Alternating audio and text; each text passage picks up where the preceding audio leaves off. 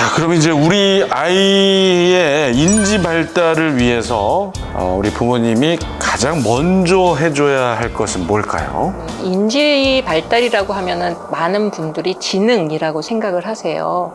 지능이니까 뭐 어떤 학원도 보내고 학습 자료도 주고 아니면 어릴 때부터 뭐 영어 테이프를 들려줘야 되나 뭐 영어 공부를 시켜야 되나 이렇게 생각하시지만 가장 근본적인 것이 바로 이제 인지 발달에 도움을 주는데 그게 바로 애착이에요. 네, 애착이라고 한다면은 가장 애정적인 관계, 친밀감, 애정 이런 거를 말하는데요. 주로 이제 아이의 첫 애착 대상은 부모님이죠.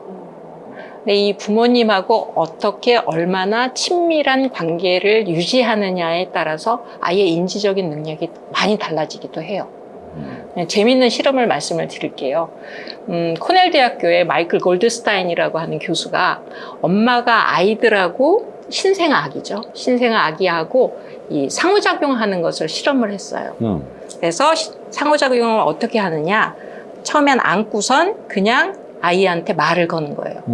그럴 때 그냥 데리고선 말만 걸 때 아이가 그거에 대해서 옹알옹알 대답을 하는 게요. 10분 동안 봤을 때 아무것도 안 하고 봤을 때는 한 25번 정도? 그런데 엄마가 얼굴을 어루만지고 손을 만지작거리고 쓰다듬으면서 눈을 마주치면서 옹알이를 할 때는, 말을 걸 때는 아이가 옹알이를 55회, 그러니까 2배가 넘게 하는 것을 발견을 했어요. 그런 걸 보면 아이가 실제로 엄마하고의 애정적인 관계인 접촉, 혹은 이런 만짐, 친밀감, 자, 이런 것들이 아이에게 언어적인 발달에 훨씬 더 큰 도움을 준다는 걸 알 수가 있죠.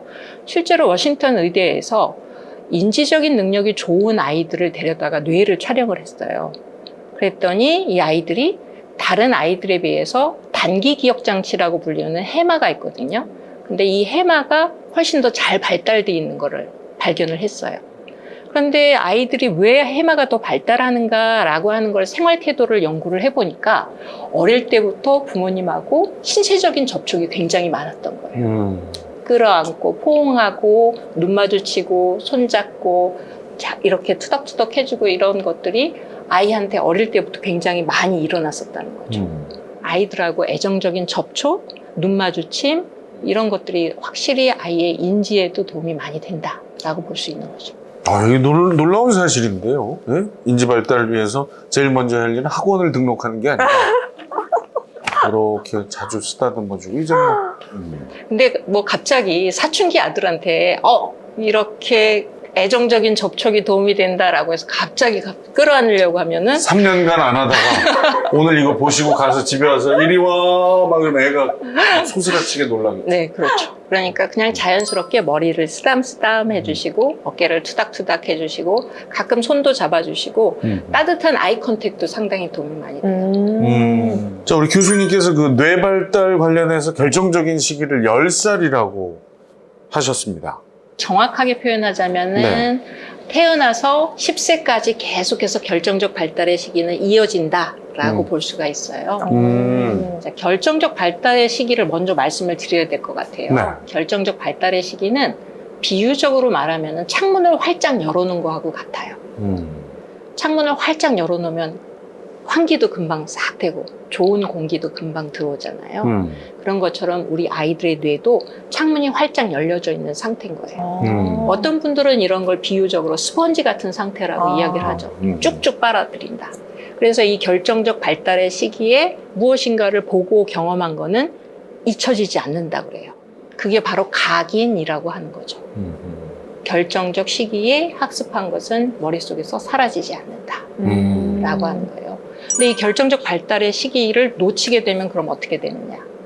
제가 이제 사례를 하나 말씀을 드리면 1970년대 미국을 발칵 뒤집힌 사건이 있었어요.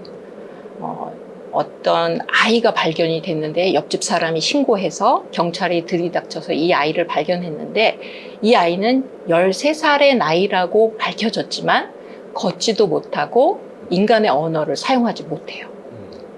그리고 이 눈앞에 있는 60cm 앞에 있는 것도 보지 못할 정도였어요. 근데 이 아이가 태어날 땐 정상이었어요. 병원 기록을 보면.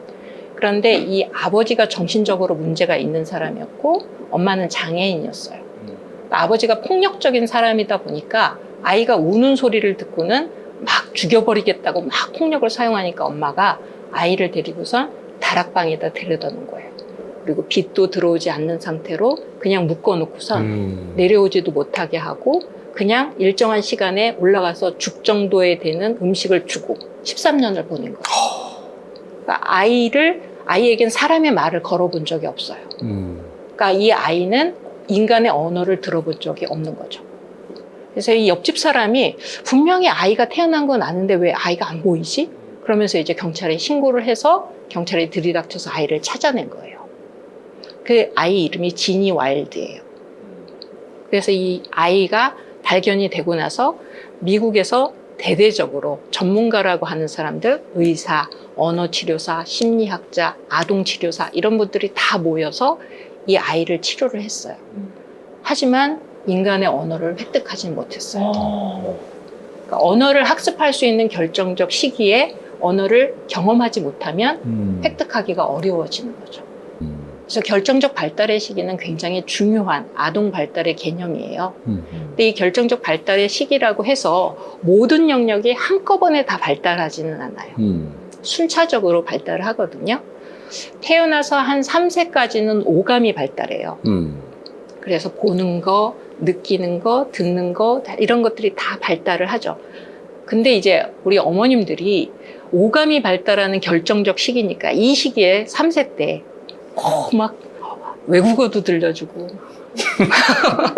학습 자료도 막 보여주고 이러면 아이한테 도움이 되겠네. 뇌가 활짝 열려져 있으니까 이렇게 생각하실 수 있는데 뇌라고 하는 것은 이제 계속해서 성숙해 가는 거잖아요. 그리고 그 자극을 받아들일 시기가 다른 거죠. 그러니까 그 연령에 맞는 자극과 경험을 주셔야 돼요. 그래서 태어나서 3세까지는 감각 자극, 다양하게 느껴보고 다양하게 들어보고 다양하게 맛을 보고 이렇게 하면서 오감을 발달하게 하고요. 3세부터 6세까지는 전두엽이 발달하는 시기예요. 전두엽은 어떤 인지적인 기능하고도 관련이 있지만 인간의 인간성, 도덕성하고도 관련이 있거든요. 이때 아이들을 보면 3세부터 6세까지 아이들을 보면요. 굉장히 엄마의 혹은 아빠의 행동을 열심히 관찰했다가 그대로 따라하는 경우가 많잖아요. 이를테면 길을 건널 때 손을 꼭 들고 건너야 된다거나 아니면 어떤 행동을 반드시 해야 된다고 말하거나 그러니까 이 시기가 바로 이런 도덕성이라든가 인간성을 획득할 수 있는 중요한 시기라는 거죠. 그다음에 6세부터 10세 정도까지가 언어 발달의 결정적 시기예요. 이때부터는 모국어와 외국어를 구분할 수 있는 시기가 되는 거죠. 그래서 그 전에는 사실 외국어를 공부를 해도 시간이 지나면 금방 잊어버려요. 그런데 이 6세부터 시작을 하면 듣는 귀가 열리기 시작하면서 아이가 자기 나라의 모국어하고 외국어를 구분하면서 학습할 수 있게 됩니다. 그래서 이 시기 때는 외국어를 공부를 하되 학원처럼 쓰기부터가 아니라 듣기, 말하기부터 시작을 하면은 아이한테 도움이 되죠.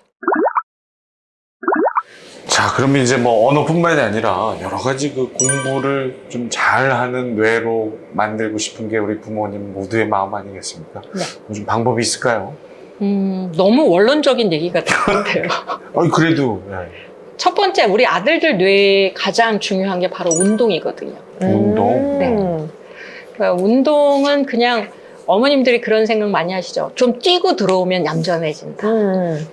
그러니까 정기적으로 운동을 하고 좀 조용해지니까 운동을 시키고 그리고 아들들은 좀 운동을 한두 가지 정도는 할 줄 알아야 그래야지 좀 아이들 앞에서도 좀 체면도 서고 그러니까 운동을 시켜야 된다라고 생각하시는데요. 그것도 좋지만은 실제로 뇌에 아주 중요한 영향을 미칩니다. 그러니까 운동이 아들의 뇌에 좋은 점을 뭐 3가지로 말씀을 드리면 첫 번째는 BDNF라고 하는 뇌 단백질이 나와요. 운동을 할 때. 그러니까 뇌가 움직이게 만들어주는 아주 중요한 여러 가지 요소가 있는데 그 중에서 뇌가 더 잘 발달할 수 있고 뇌세포를 더 잘 발달할 수 있게 만드는 게 단백질 성분이거든요. 근데 이게 어머님들이 뇌를 좋아지게 만든다고 영양제도 먹이시고 한약도 먹이시고 그러시잖아요. 그다음에 뭐 두뇌 체조 뭐 이런 것도 시키시고 그러는데 오히려 운동을 하면 이 뇌에서 저절로 뇌 단백질이 만들어져요. 그게 BDNF입니다. BDNF가 만들어지면 실제로 기억 능력도 좋아지고 학습 능력도 좋아지고요. 집중력도 좋아져요. 그다음에 두 번째는 우리 아들들한테 분비되는 게 바로 테스토스테론이라는 남성 호르몬이었잖아요. 그리고 남성 호르몬의 다른 명칭은 활동성 호르몬, 공격성 호르몬이었죠. 그런데 좀 다행스러운 거는 운동을 막 하고 나면 이 테스토스테론의 수치가 확 떨어져요. 상대적으로 얌전해질 수 있다는 거죠. 그러면서 집중할 수 있는 데 도움이 되는 세로토닌이라고 하는 신경전달 물질이 쑥 올라갑니다. 그래서 운동이 아들의 뇌에 도움이 되는 게 이러한 활동성을 조금 낮추고 집중할 수 있게 만들어주는 거죠. 그다음에 이제 세 번째는 뇌의 혈류량을 높이게 되는데요. 뇌가 움직이는 원료가 두 가지예요. 음식하고 산소. 그래서 왜 우리가 피톤치드가 많이 있는 산속에 들어가면 머리가 맑아지는 것 같잖아요. 실제로 좋은 산소가 머릿속에 공급이 되면 머리가 아주 잘 돌아갑니다. 그래서 뇌의 혈류량이 중요하거든요. 근데 운동을 하면 뇌에 공급되는 혈류량이 많이 올라가면서 산소가 많이 공급이 되죠. 헉헉헉헉 거리잖아요. 그러면서 숨이 막 가쁘게 운동을 하면 산소가 그만큼 머리에 많이 전달이 돼요. 그러면서 뇌가 훨씬 더 잘 움직이게끔 만들어주죠. 그래서 우리 아들들한테는 운동이 정말 중요합니다. 그래서 공부를 잘 하셨나 봐요. 그러니까 제가 어릴 때 스포츠 엄청 좋아하셨잖아요. 지금도 지금도 좋아하시지만. 좋아할 정도니까 지금 정말 초등학교 때는 축구, 야구 한 기억밖에 안 나. 격렬한 운동을 하셨네요. 네, 그 땀을 뻘뻘 흘리면서 거의 매일 토요일은 뭐 풀로 하루 종일. 우리 때는 토요일에 그냥 뭐 조회하고 막 뭐 이렇게 그냥 바로 그냥 운동장에서 뛰어놀다 잠깐 들어갔다 다시 나오면 되는 거예요. 아, 그렇군요. 실제로 이런 게 아이들 학습 능력에 도움이 될까라고 하는 거를 많은 분들이 연구를 했어요. 일리노이 대학교의 찰스 힐먼 교수가 그래서 초등학교 3학년, 5학년 259명 애들을 데리고선 이 실험을 한 거예요. 실제로 이제 매일 아이들한테 달리기, 체조, 그다음에 기초적인 운동을 매일 1시간씩 시키고 공부를 한 거죠. 그랬더니 1년 동안 그렇게 실시를 해보니까 아이들의 기초 수학 능력, 집중력 이런 것들이 상당히 향상되는 것이 발견이 됐고요. 그다음에 시카고에 있는 한 고등학교에서도 아이들을 영교시, 체육 영교시를 1년 동안 실시를 했어요. 그랬더니 학교 폭력이 확 줄었고요. 그다음에 이제 아이들의 공격성이라든지 폭력성이 현저하게 줄어들면서 학습 능력도 좋아진 게 발견이 되었어요. 아니, 지금 우리 교수님 말씀하신 영교시라는 게 저희 때는 저희 6일 동안 학교 다녔으니까 토요일은 일단 운동장에서 시작이에요. 조회 전까지는 그래서 일부러 일찍 와요, 우리 저 친구들. 놀고 싶어서. 막 1시간 반을 축구를 하다가 선생님이 야, 와. 그럼 또 찌삐 흘리면서 교장 선생님 훈시하시면서 다 졸다가 이제 다시 들어가 뭐 이랬거든요. 저희 때는 거의 그게 일상이었어요. 그리고 선생님들이 일부러 우리 남학생들을 더 운동장을 돌게 하셨잖아요. 그렇죠. 근데 실제로 그렇게 하면은 들어가서 자지 않을까 싶은데 오히려 더 똘망똘망해지죠. 그랬던 것 같아요. 네. 그럼 우리 천방지축, 산만한 아들의 뇌, 공부하는 데 사용할 수 있도록 하려면 또 구체적으로 어떻게 하면 좋을지 교수님께서 알려주신다고 해요. 그럼 첫 번째 방법은 멘토 찾아주기. 네. 우리 두 분은 멘토가 있으세요? 있으신가요? 본인이 멘토 많이 해주실 것 같은데. 아니요, 저는 뭐 저희 어머니 오. 또 제 멘토시고 또 뭐 만나지는 못했지만 호나우딩유? 네? 왜요? 축구 제 멘토. 축구 멘토에 호나우딩유의 축구 스타일을 좋아했었어요. 그렇군요. 네, 요즘 이제 손흥민 선수. 네. 아무튼 그래서 네. 아이들한테 멘토는 정말 중요해요. 그러니까 이제 부모님이 사실은 아이들을 어머님이 멘토라고 하셨는데 정말 그건 훌륭한 경우인 것 같아요. 그 어머니 참 훌륭한 분이에요. 네. 근데 이제 부모님이 멘토의 역할까지 해주기가 어려운 상황이 나타나기도 하거든요. 점점 아이들이 초등학교 가고 중학교 가고 그러면서 특히 이제 중학교, 고등학교를 가면서 아이들이 부모님하고 점점 멀어지게 되죠. 그러면서 중요한 얘기를 부모님하고 자꾸 안 하게 돼요. 이럴 때 제일 중요한 게 바로 뭐냐면 나와 가깝고 나의 역사를 잘 알지만 부모님이 아니면서 나에게 조언을 해줄 수 있는 사람이 아이한테는 상당히 필요한 시기가 옵니다.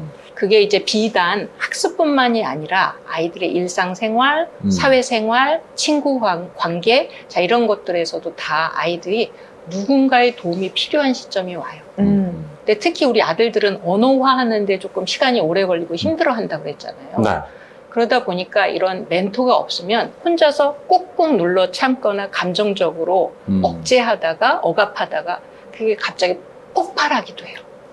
그래서 이것을 좀 다독여주고 고민을 같이 도와줄 수 있는 멘토, 주변에 오래된 형이라든지 잘 알고 지내는 형이라든지 사촌이라든지 아니면 아빠 친구라든지 이렇게 좀 아들을 오래전부터 알고 있지만 아들한테 비밀스럽게 이야기를 해줄 수 있고 도움을 줄 수 있는 멘토가 아들들한테는 좀 필요할 것 같아요. 아이들한테도 그런 걸 자꾸 얘기해 주는 게 좋은 것 같아요. 주변의 사람들하고 같이 중요한 사람들을 너한테 의미 있는 사람들을 많이 만들어야 된다. 사실 그런 관계가 아이들 성장하는 데 특히 많이 도움이 되잖아요. 그럼 두 번째, 3주만 버티기. 네. 오. 주제가 공부 습관이잖아요. 아. 근데 공부 습관이 어느 정도 몸에 배는 자동적으로 하는데 필요한 시간이 최소 3주라고 보시면 될 것 같아요. 3주라는 시간 동안 아들들이 좀 처음부터 잘 만들어주면 좋을 만한 습관이 바로 뭐냐면 아주 기본적인 거예요. 특히 이제 초등학교 막 들어가는 우리 아들 있으신 우리 어머님들께서 보통 책상에 오래 앉아 있는 걸 생각하시거든요. 근데 공부 습관의 출발은 뭐냐면 자기 물건 챙기기, 책가방 싸기, 시간표 챙기기, 알림장 챙기기, 그 다음에 엄마한테 드려야 되는 거. 학교에서는 가정통신문 엄마한테 드리기. 우리 아들들 가방 찾아보면 밑바닥에 많이 깔려 있거든요. 가정통신문이. 근데 이런 거를 가지고 오면은 엄마한테 바로바로 드리기. 그다음에 공부가 끝나면 가방 챙기기. 그다음에 꼭 교과서 가지고 다니기. 그리고 노트 필기하기. 이게 굉장히 중요한 기초적인 공부 습관이에요. 근데 이런 거부터 천천히 시작을 해야 공부라는 것에 필요한 습관이라고 하는 것이 형성이 돼요. 근데 처음부터 엄마가 다 가방 싸주고 연필 깎아주고 가방 싸주고 뭐 이렇게 뭐 해라라고 하면서 앉아서 공부만 해라라고 하는 거는 공부 습관이 아니죠. 아이들한테 진짜 자기 공부의 습관을 만들려면 이런 거부터 출발을 해야 된다고 볼 수 있어요. 그래서 이런 거부터 3주 차근차근 하는 거죠.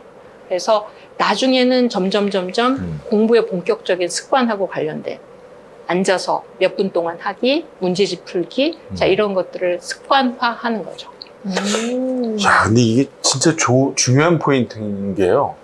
우리 대한민국 부모님들은 그런 것들은 다 엄마 아빠가 챙겨줄 테니 너는 앉아서 공부나 해라.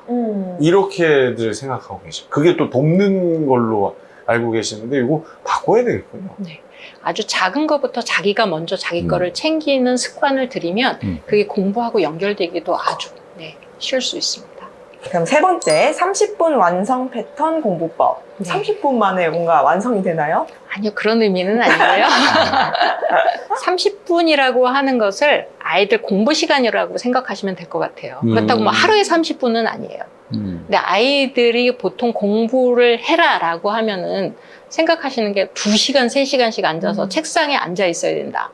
책상머리에 좀 앉아 있어. 라고 말씀을 하시잖아요. 그런데 아이들한테, 특히 우리 테스토스테론이 많은 우리 아들들한테는 그건 너무 어려운 일이에요. 그래서 아들들한테 필요한 것은 30분씩 쪼개서 공부하기예요. 30분 하고 10분 쉬고 30분 하고 10분 쉬고 자, 이렇게 좀 시간적으로 좀 조정을 해주시는 게 좋고요. 아들들한테 맞는 공부 패턴을 만들어주는 것이 또 필요하죠. 자, 공부 패턴이라고 한다면 뭐냐면 일정 시간 공부하기 시작하고 일정 시간 무엇을 해야 되고 라고 하는 걸 정하는 거예요. 이를테면 학교 갔다 와서 4시부터 5시까지는 숙제하는 시간, 이라고 하는 것을 패턴화하는 거죠. 그러면 그 다음에는 다 하고 나면은 놀아도 돼. 그리고 보통 이렇게 숙제를 하면 보면 애들이 엎드려서도 하고요. 그다음에 식탁에 와서도 하고요. 아니면 거실에 갑자기 텔레비전 보면서 하기도 하고요. 근데 이런 건 패턴이 아니죠. 공부 패턴이라고 하는 것은 같은 장소에서 해야 됩니다. 그래서 일정 시간에 일정 장소에서 공부하는 것. 이것이 이제 첫 번째 패턴이고요.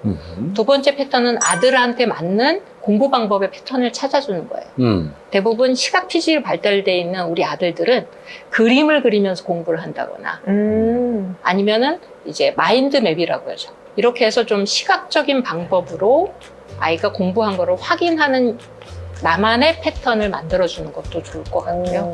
그리고 아이가 조금 집중력이 떨어진다라고 한다면은 소리 내서 공부하는 방법도 좋습니다.